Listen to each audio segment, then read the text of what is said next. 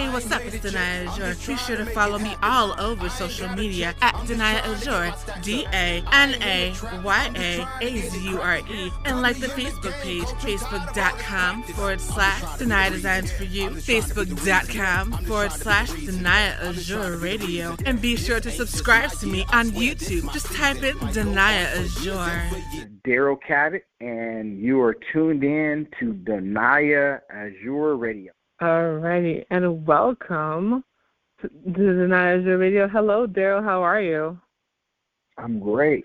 How are you? I am phenomenal. So I'm so glad that you were able to come on. You're always doing so many incredible things.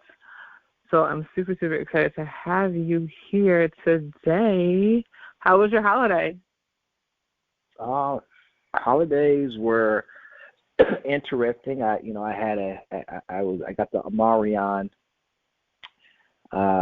Corona thing, and so I was quarantined during Christmas, and then New Year's Eve was pretty cool, and just a short couple of days after my wife's birthday is on the 2nd of January, so Christmas, New Year's Eve, New Year's, and that's her birthday. So we went to on Christmas Eve we went to maybe it wasn't Christmas Eve, maybe the day before we went to Gary Owens had a special down in Dallas. So it was super funny. Like Country Wayne was there, Lavelle Crawford, that guy. Gary Owens, of course, and then that one lady, Luinda, whatever her name is, the older black lady that has like blonde. Linnell, yep. She was there. Linnell. We've actually had her on the show before, so that's awesome. Really? Yeah. Was she like very vulgar and? It was funny. What was it? Oh my God, I think it was 2013. It was crazy because she was talking about being a part of Transylvania. So she wasn't super vulgar because she was talking about a Disney film, but. Okay, yeah, man, because she was out of She had every guy there that she was just like, hey, if your girl is talking about she's going on a girls trip to Jamaica, let me tell you what you need to look out for. And so we all leaning in and. Oh no! Yeah, man. Welcome to Jamaica. And, so we were. I don't need to embellish anymore. Right, I got you. I'm looking at my wife, and I'm like, you ain't got no trips planned to Jamaica anytime soon, do you? Like because if you do, cancel them. You ain't going. Over my no way. So yeah. So yeah. Yes. Take the kids do like Sing 2. So we have 3 children, so we went to Sing 2, and I felt sweet, but for some of it, but it was good. But just doing the family thing and a little mixture of some adult stuff, some adulting. It was and sickness, so I had a full range experience over this holiday season. Awesome sauce. That is definitely what's up. And Darryl Cavitt is my guest here on Danaya Azure Radio. I actually met Darryl Cavitt in the 4th grade team. He always comes with this amazing energy and talking about financial freedom and and how important that is to know about your finances and know how to reach your goals. So I'm like, I definitely have to have him on because he's doing so many incredible things. So what first piqued your interest about getting into the world of finance? Interesting question. So I'm from, I come from a place like many minorities, man, from a place of scarcity and poverty and I always had an imagination. It was a way of escaping, what was right in front of me, which was pretty bleak. And so, you lose your stuff in books. And, for me, my dad worked for the Federal Reserve, but I mean he worked like in the check cashing or clearing department, so not any. He wasn't like economist, by trade or anything like that. But he, he was a very well-read individual, and he was always watching CNBC and shows like that, Bloomberg, and he always read the Wall Street Journal. He had like a series of Value Line, which used to be like these big box sets of charts and graphs of stocks and mutual funds, called Value Line. And I mean, it is biographies of like just people in the time, like Alan Greenspan. He had his and just other type of individuals. And so that's kind of where it started from. My dad bought me a book when I was probably 12 called Wall Street Made Simple. And I didn't read it like cover to cover, but I read through most of it. And it was just fascinating. It was just kind of like a puzzle. It was like, and you just wanted to compete. You just wanted to kind of like, be battle of the wits type stuff. Growing up in inner city, you're kind of, for whatever reason, man, I kind of see myself as an underdog. I think, a lot of us do. That kind of, when people look down at you, treat you like you're second-class citizen. Hell, even the people that lived there that was not living much better than us thought they were better than us. So you kind of got a chip on your shoulder. So you just kind of want to, beat them, Yeah. But yeah, I wasn't going to beat them, gunplay. I was going to beat them with my mind. And so that's kind of where it was. It was a mixture of all those things. Wanting to escape, wanting to be somewhere else, wanting to compete at a level that wouldn't get me killed, and then also want to compete in a place that was just in my mind, so they didn't know what I was doing, coming up with or thinking, masterminding, et cetera, and it just provided an avenue. And then one thing led to another, and you just meet different type of mentors, and went to the military, came back, and then when I was an undergrad, I just decided to do economics and political science. I wanted to go to law school, and thought I did at that time. And economics just kind of did it for me. I mean, it was just something about it. I loved it. It had the right mixture of math. It had the right mixture of just, history. Had the right, applied mathematics, really. And it made sense to me. The political science didn't. By the time I got my senior year and I started getting into like constitutional law and things like that, I was kind of over it. But economics was just one of those things I just loved. I could read it all day. I read the Wall Street Journal every single day. No one had to tell me to read it. I would, back then, Mad Money was a show, Fast Money was a show. And I basically kind of came like my dad. I had an extensive library. I would read anything and everything I could get my hands on. And then, about 2007, I got a job at Fidelity Investments, and that just made it worse, right? Because I got my investment licenses. I had access to all this data, information. I had access to portfolio managers. I had access to all these smart people. I would read through mutual fund guides. Things be 300 pages thick. I'd read their bios and just read about their credentials, read about the markets, be on the Fidelity website, anything and everything you can find, about, what was happening in the markets, just getting lost in graphs, getting lost in like trading software and trading myself, swing trading, day trading, all that kind of stuff, when I was younger. And that's it, man. It never left me. It was just kind of something that, morphed into a life of its own. And interestingly enough, everyone would always be like, oh man, you're so smart, you're so this, you're so that. And I never felt that way. It just kind of like, it's like breathing, it's just, we're always into what we're into. It just happened to be something that, when I finally realized that everybody wasn't into it, because you think everyone's kind of like you. You think everyone's doing what you're doing. I mean, at a high level, I suppose, and it's just when you find out that that's not, and that things that I thought were commonplace or normal was not normal.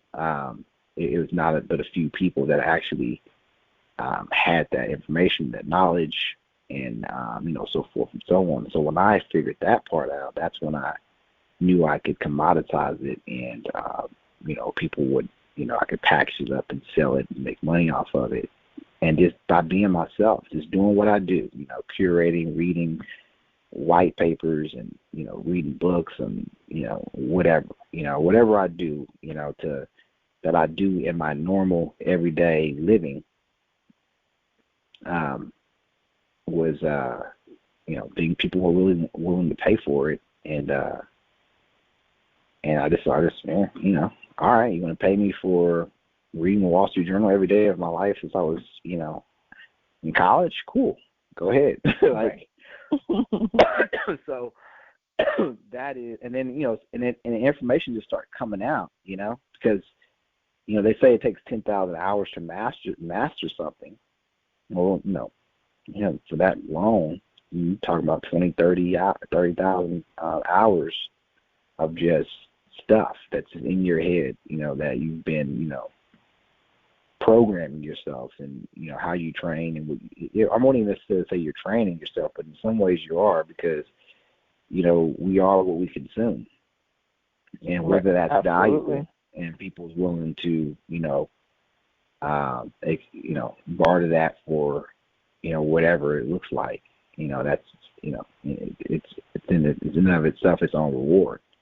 And that's pretty much it. So it's pretty much like that. That's kind of how it worked for me, or how it happened to me. More or less happenstance. It's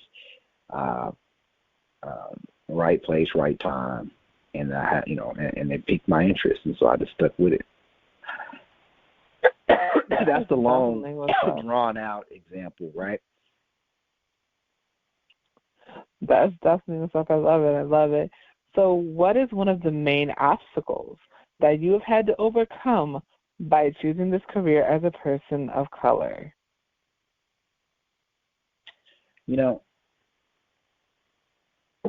Honestly, I had to realize yourself. I think we all project a lot. We really do. All of us. Doesn't matter, white, black. We tend to think people care more or are paying more attention to us than they actually do. I think most people don't really care, whether you win or fail, and if it doesn't impact or affect them, they could care less. I think for me, the greatest obstacle was getting out of my own head. I'd go to some of these conferences, and I'd literally think that I was the poorest person there, the dumbest person there. No one wanted to do business with me. I'm black, this. I didn't have this pedigree. I didn't go to Harvard. I didn't go to Yale. I didn't go to Goldman. And it's just like I was projecting, my insecurities onto what other people were thinking about me. I don't know that those people believe. I mean, whatever, right? And so when I was able to get out of my own head and just like focus on, adding value, and then just trusting what your training was, and that, look, man, if I'll be able to do this, then I can do that. That's when you start having to have those internal conversations, internal dialogues in your mind to convince yourself, that you're good enough and that you belong. And that is a personal odyssey, a personal exodus, a personal journey that one has to go through. Everyone has to go through it. It's a rite of passage of accountability, personal responsibility, perseverance. No one's going to escape that process, and achieve long-lasting success, right? Everyone has to go through it. Your mom, if you were to, I mean, there's people that can ride the coattails of their family. So, I mean, I don't want to, but for like the people that didn't come from, much, didn't have a lot of resources, no one was just kind of there, kind of holding their hands to the process necessarily. That I would say that would have been the biggest obstacle is just, convincing yourself that you're good enough. And once you get there, it's all downhill, man. Nobody can stop you. When you realize that you are the only one that can stop you, man, the sky is truly the limit, Absolutely. And Darryl Cavitt is my guest here on Danaya Azure Radio. So you go super hard for your clients. What would you say is the main motivation for the passion that you put into your work? Say that one more time. I guess I'm kind of not following. So like I noticed that you go hard for your clients. So what is your passion behind how hard you go for your clients? Selfishly, man, I just like it. I don't know. I think for me, it's I just like solving problems, and solving people's problems. I like helping people get to where they're going. It's fuel, and that's where the selfish part comes in at. It's fuel. Nothing more addictive than, seeing someone like stretch out, and grind and go through that the self-doubt processes and so forth for someone not knowing they can get there or achieve it, and to be a part of that, to see them on the other side and be, man, that is what I'm chasing, right? And it's a high, it's a natural high. That's why I say selfishly, right? So that is why, I mean, I don't know. Other than that, I think it's just, I want to win. I want to win with people. I want people to win. I want to see people meet their goals. That's just something, I don't know. I think it's on all of us, really, but it's just the way I see it, right? And so there you go. Definitely. What is one of the biggest mistakes that people make when they are pitching to venture capitalists? I'd say, I think sometimes, people have this mentality that they think someone's going to come and save them. I've seen people like not go all the way. I'll give you an example. They'll like prototype something, and they'll stop there thinking that my idea is so good, Uber just going to come through and just buy this bad boy. Like they're coming to me. Right. And I'm like, okay, have you sold this to anybody? You have any contracts? I haven't did that part yet because Uber's gonna come in. They're just gonna buy me out. I'd actually have somebody say something like that. Oh, I need to get to myself. I'm thinking like, man, you smoking crack. Uber ain't coming in here, man. Like, you got to get this thing going, just in case Uber don't come. Like, you got to go out and build that thing, man. But it was more like it was a smoke screen. I'm gonna build out a shell and wait for the cavalry to come. Nah, it's more like you got to move in a way. There ain't nobody coming to save you. It's gonna happen. Oh. It's gonna happen because I'm gonna do it. That is what attracts people. People are attracted to people who don't need them. I think that is probably people's biggest misconception. Now, I don't think everyone is like that. And I think it's probably just, I don't think people intentionally do it, but for the people that struggle to raise capital, that's usually it's one of the reasons that it typically happens. It's just not compelling enough. That you haven't put enough irons in the fire. You haven't, went all in, or at least haven't perceived to go all in, right? Right. And anyway, so that's what I see. I've seen, go for it, make it happen. Who are you talking to? You have any contracts? Like, come on, man, try to connect. A buddy of mine, when I was younger, we was all, kind of playing a pickup basketball game just to kind of drive the point home. And we was all playing a pickup basketball game, and someone passed me the ball, and I just threw it up. And, a complete air ball, right?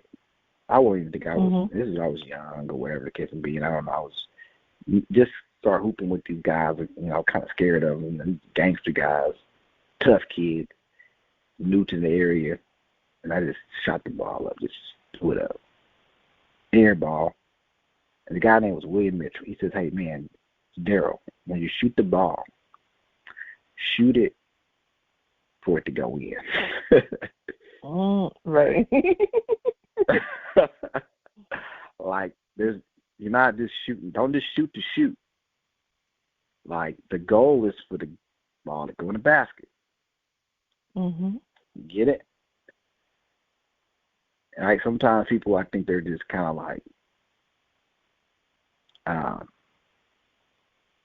posturing, moving to move, but not really moving with intent. Right. Definitely. They're busy. That's the biggest thing, too. But, yeah, are they intentional?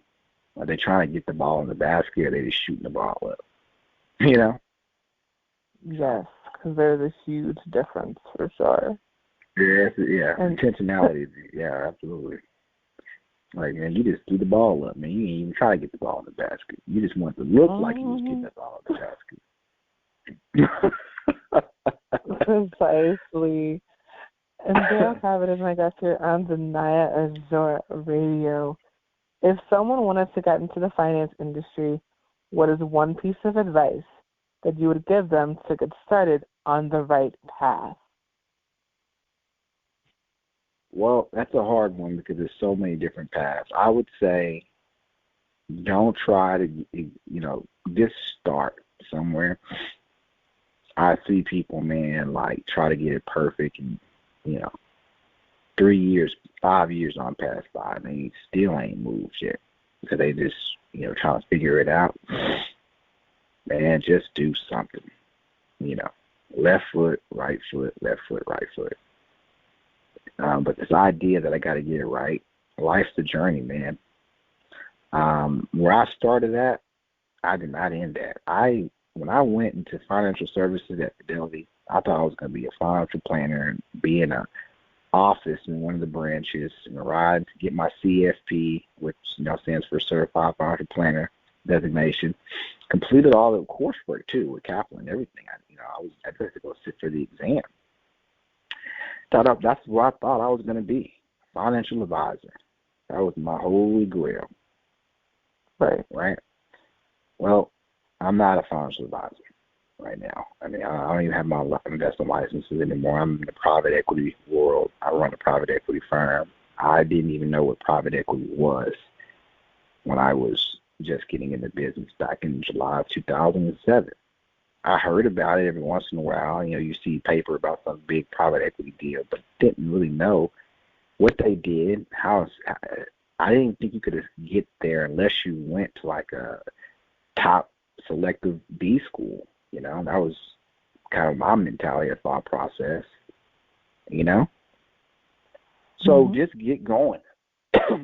Life will take you all different types of places, but you got to move and be receptive.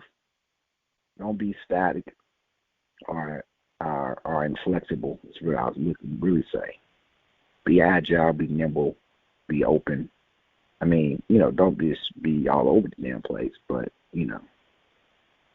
right. be strategic Very in some true. ways but more than anything else, I would say, hey, just get going, man, because where you don't even know yourself 10 years from now and what life's going to take you or whatever. So it's just like, why wait? Move. I love that. Why wait? Move. I love that. So talk about how being on Clubhouse has changed your life.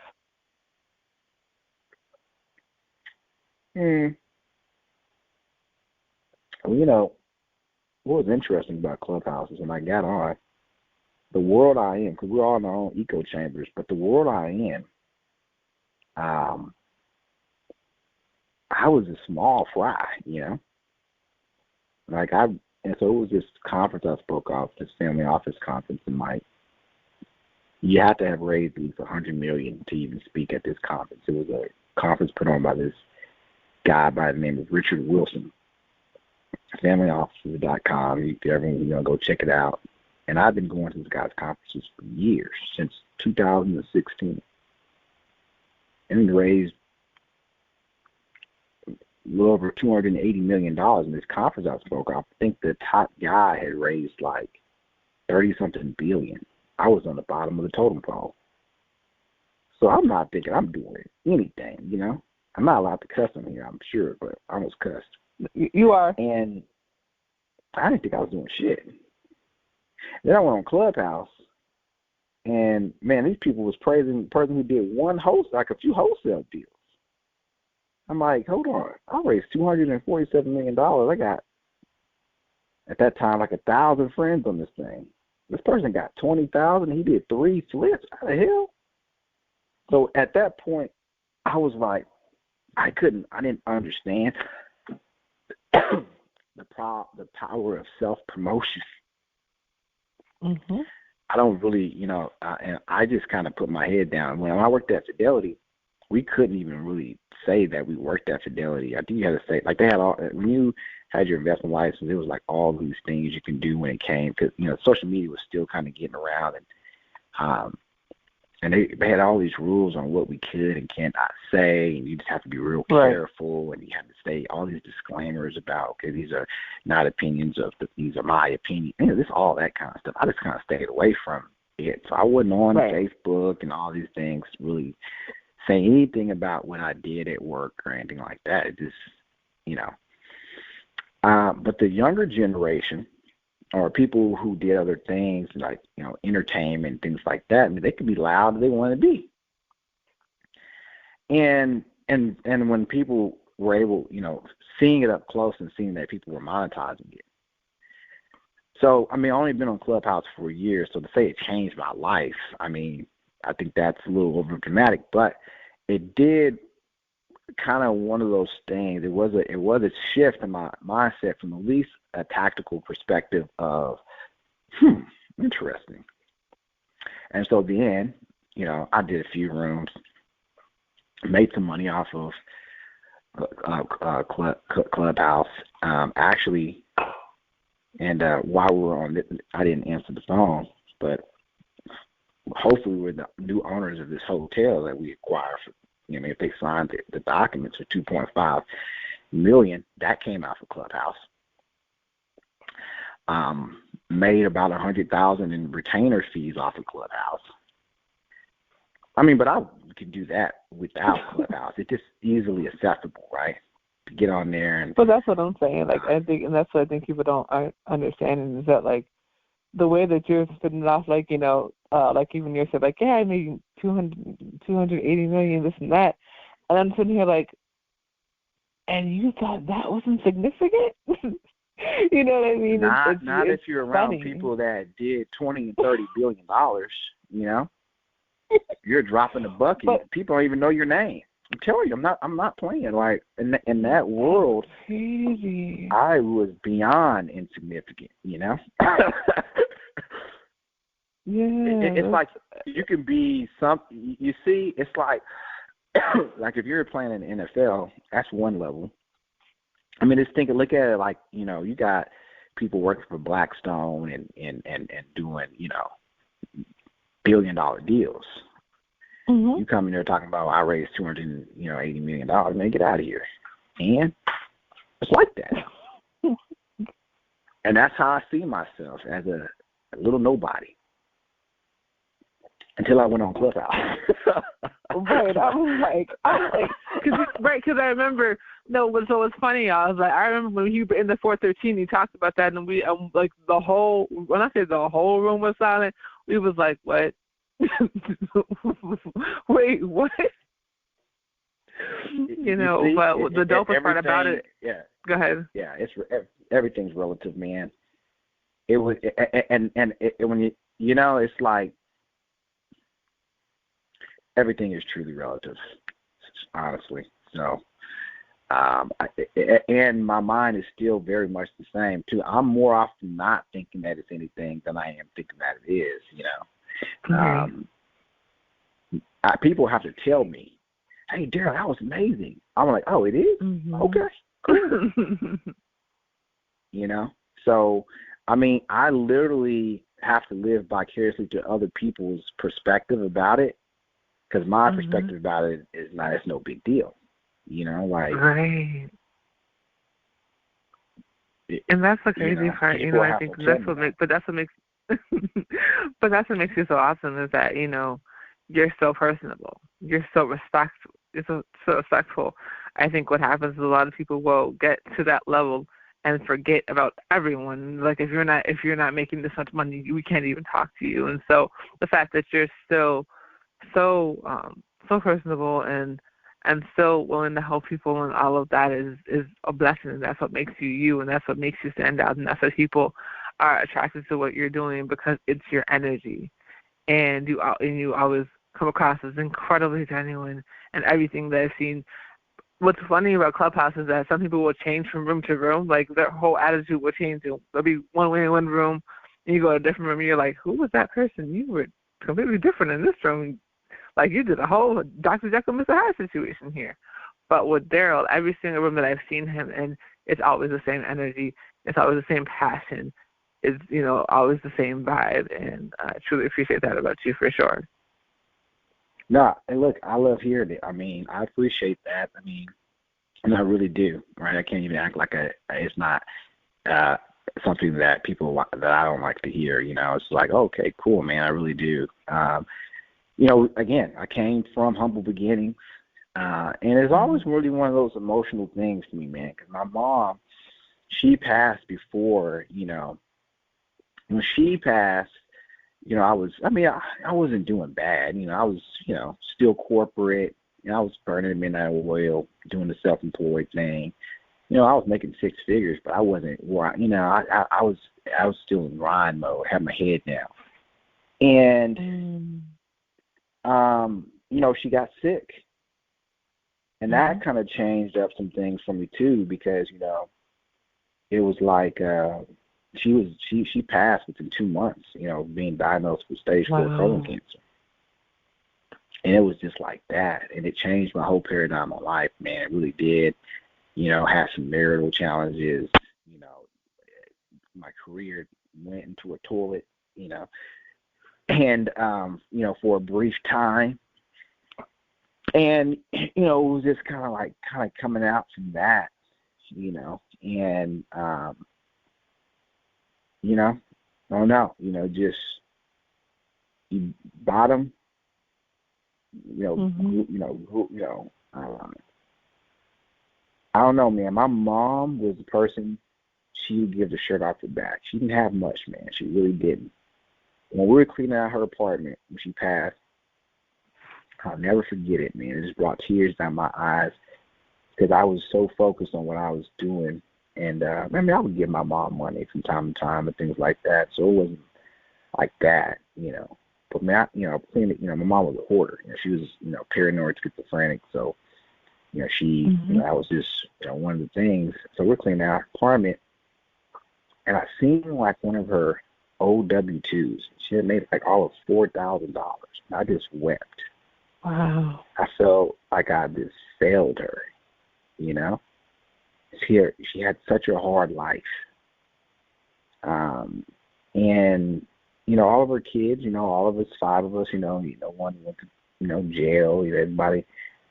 graduated from college, and nobody got any trouble. 4 of us were married, 4 of us homeowners. I became a millionaire, and all that good stuff, and so we are her offspring. I mean, but we had some tough days, man. Really tough days. Me and my brother used to share each other's clothes. I had us, really start off really young, man, working. I was working. Mm-hmm. I've worked ever since I was 12 years old. As soon as I got out of school, 6 days a week I worked. From the time they dropped me off, when we get home from school, they pick us up. This guy named Calvin would pick us up, take us to just different areas, drop us off. We'd sell candy. I didn't get home till about 9:30 Saturday. Couldn't come home until we sold at least 30 boxes. Sometimes you make it sell 50 boxes. I mean, one time he picked up at 8 o'clock. I didn't get home till about 11:30, 12 o'clock. I mean, that only happened once. And Right. he was being, a dick because I was tired that day. I wanted to stay home and play Madden, tired. Yeah. And he wouldn't let me come home until I sold at least the boxes. And so, I started off slow, just kind of moping around, not really wanting to do it. And, this guy's serious. It got to a point, I was so late. He basically said, take some of your tips and ride the bus home. So I had to ride the bus home to get back to my side of town. It only happened once, but outside of that, and then, when I was 15, I was probably about 12, 13 when that happened, on a whole other side of town. I mean, it is just kind of what it was. It was, at that point, you're not really thinking about the danger or whatever the case would be, because it's not like there's bullets flying. It wasn't like I was in the hood. It was taking us out of the hood, an opportunity to make some money, and we kept our tips, and so it was, it wasn't, bad or anything like that. But so that's the kind of stuff that you just never forget that stuff.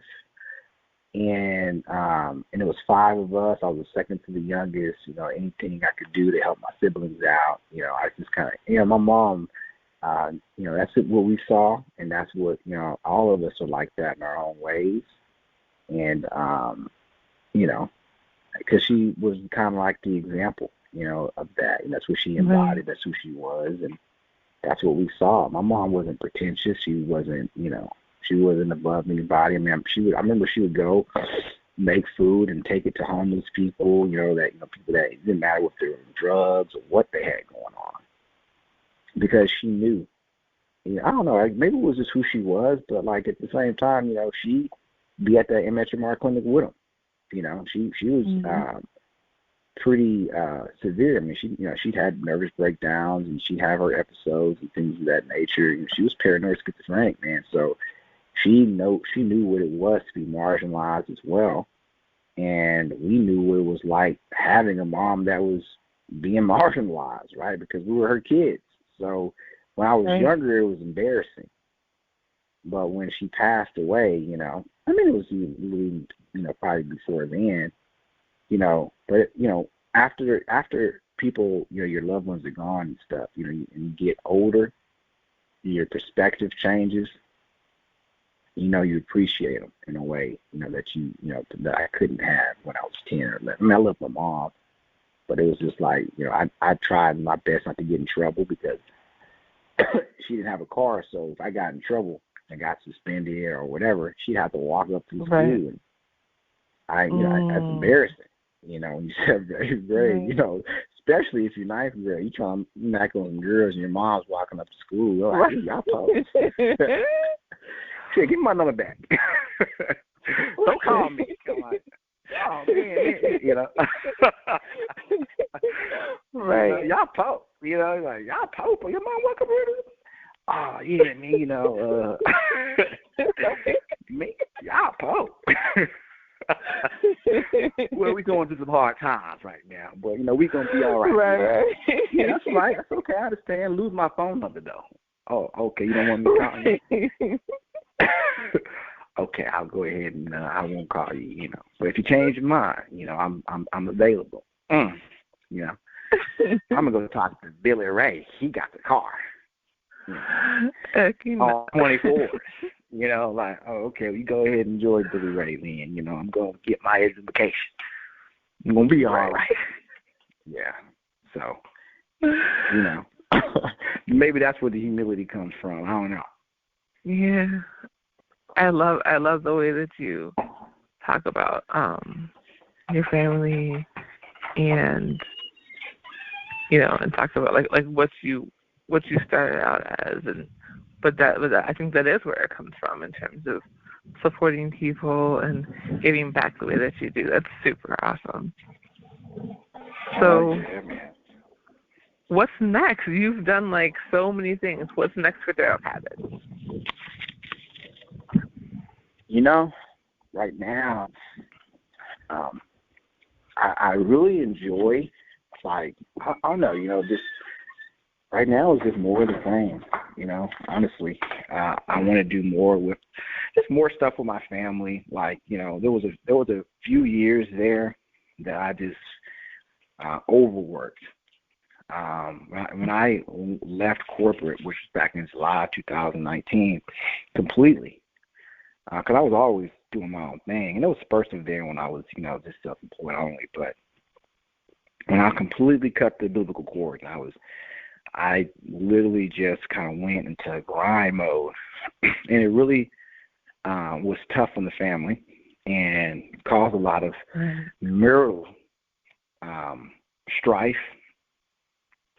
And, you know, and then, you know, your kids are getting older and so forth and so on. They're wanting to spend, and you're not really realizing because you're just kind of like zoned in.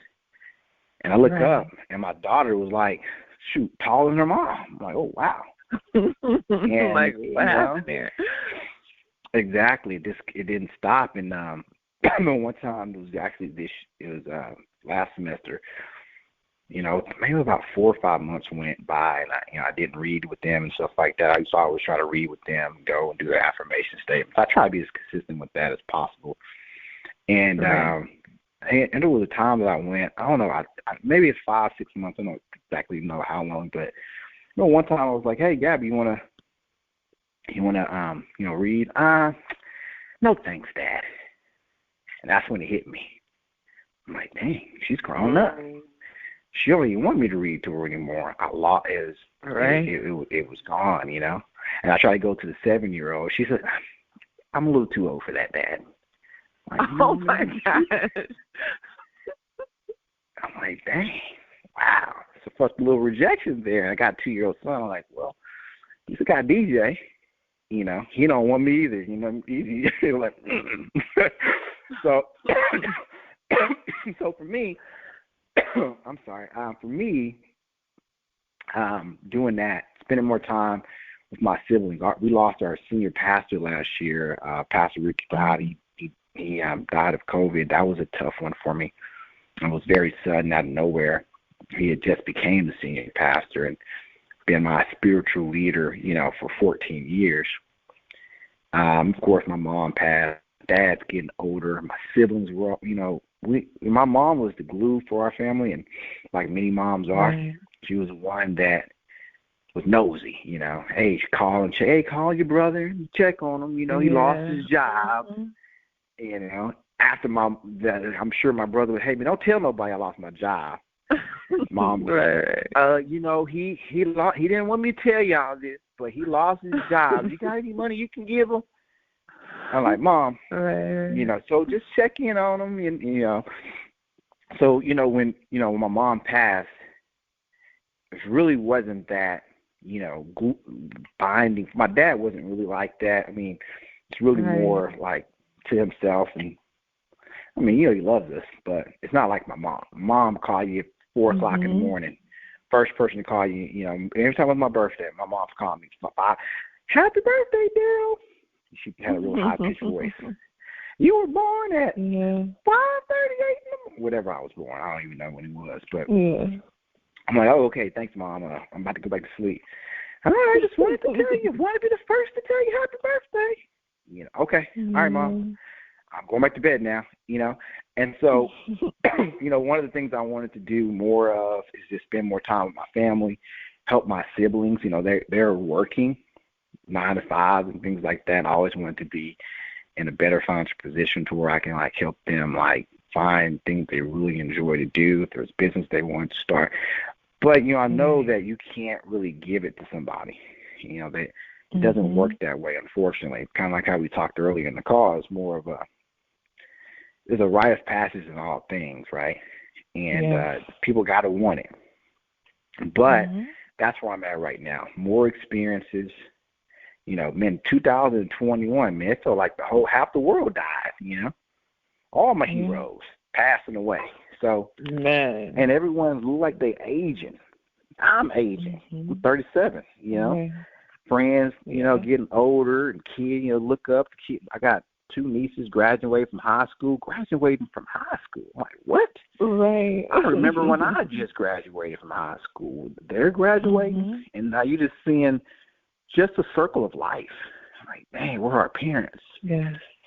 And man, I'm knocking on 50, and you start seeing your old shows, and it was a show that I used to like called Quantum Leap, and the guy that was the dude that was, he passed away last, year, and you just, that nostalgia that starts coming, you start like, and then your parents, because my dad's still alive, starting, get a little slower, got arthritis.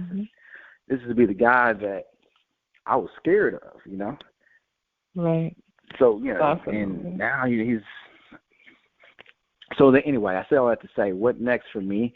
When you get out of what I call the survival mode of, financial stuff, and you're on the other side of that, right?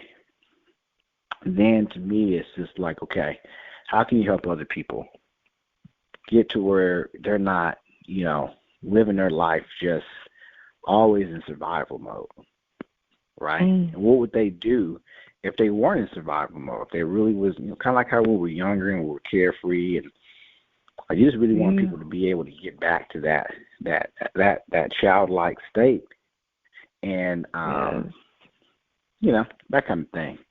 That and spiritual journey stuff, and getting more into my Bible. We grew up Christian, and my mom was very devout, and so as you get older, you start thinking about when you were younger, and again, that nostalgia come in, and that's kind of the thing. What they say, when you teach with them when they're young, and they get old, man, they won't part from it. They'll actually go back to it, because it's like one of those.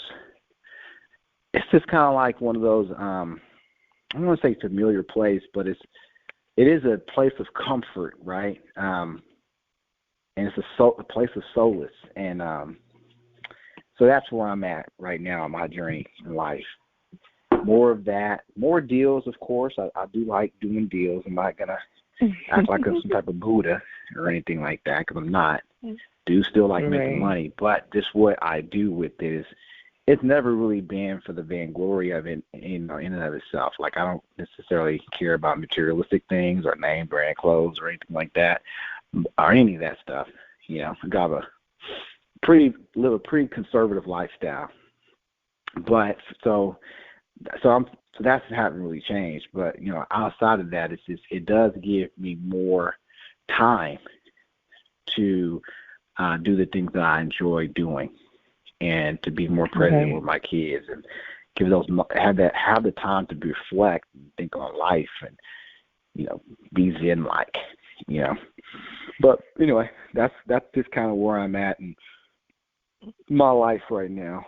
So more of the same, and just doing the whole self-actualized stuff. That's definitely what's up. So tell everybody where they can find you, if they want to book you to speak, or take your courses or whatever. Well, the courses aren't ready just yet. Will be probably the next month or so. LinkedIn, Clubhouse. Usually I'm in the 413. That's probably the most consistent place I've been in the last 4 or 5 months, but the last kind of probably 2-3 weeks, not so much. I've just been getting really, really busy. But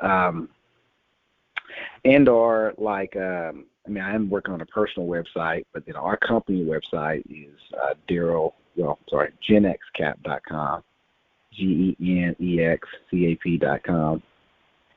And yeah, so those are probably the easiest ways to reach me. And yeah, other than that, LinkedIn is probably the best way. I'm on LinkedIn more than on any other social media. LinkedIn is my friend. So more so than Instagram or Twitter. It's between LinkedIn and Facebook, and then the third would be Clubhouse. I'm not really on Instagram and Twitter or TikTok or any of those stuff. So there you go. For sure. Well, thank you so much for coming on. I learned so much about you, and it is always a pleasure to see you in the 413 and see you in Black LinkedIn is thriving. Just see your energy and to hear about all the amazing things that you are doing. And thank you for everything that you're doing for so many people. And thank you for your humility. Thank you for all of your words of wisdom. No, I appreciate it, and hopefully I did it justice. Most definitely. I'm sorry? I said most definitely. Absolutely. Well, look, anytime I